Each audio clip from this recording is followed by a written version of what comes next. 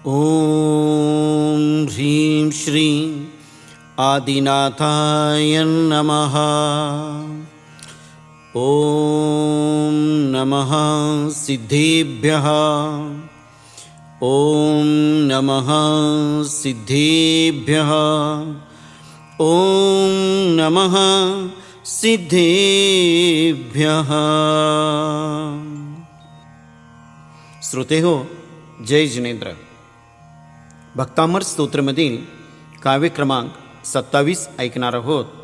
हे काव्य म्हणजे शत्रूवर विजय प्राप्त करण्यासाठी केलेलंच काव्य आहे।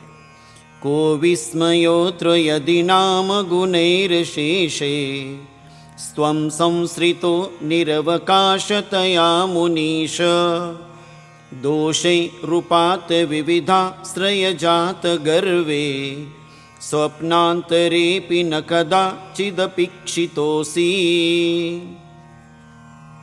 हे मुनीश, दुसऱ्या ठिकाणी गुणांना जागा न मिळाल्यामुळे त्यांनी आपला आश्रय पाहिला, परंतु जे प्राप्त झाल्याने अहंकार निर्माण होतो असे दोष आपल्या ठिकाणी स्वप्नात सुद्धा दिसत नाहीत। या गोष्टीत काय आश्चर्य आहे?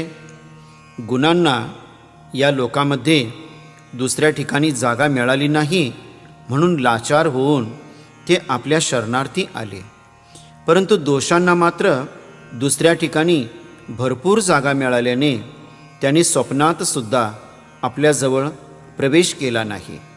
व्यवहारात सुद्धा अशी गोष्ट दिसते की ज्याचा कोठेही मान सन्मान होत नाही तो कोणाच्या तरी आश्रयासच राहतो।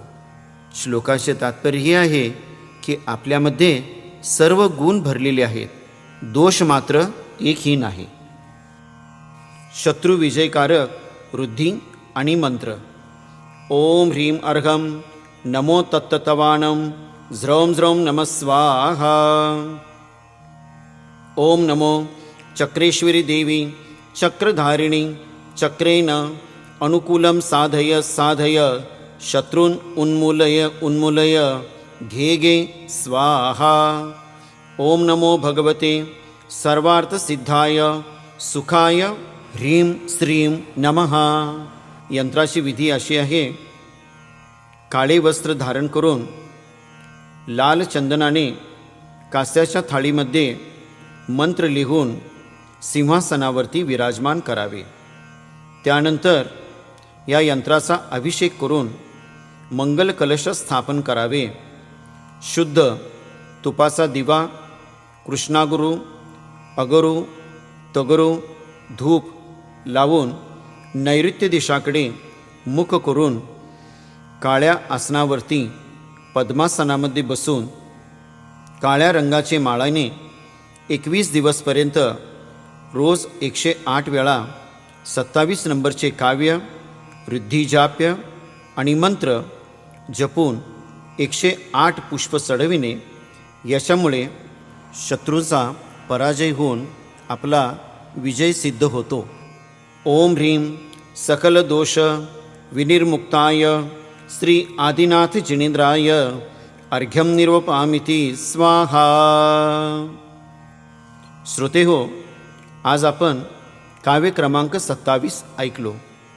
उद्या भक्तामर स्तोत्रमधील काव्य क्रमांक 28 यामध्ये आपण भगवंतांचे समोसरणामध्ये 8 प्रातिहार्य भगवंतांच्या समोसरणामध्ये 8 प्रातिहार्य असतात।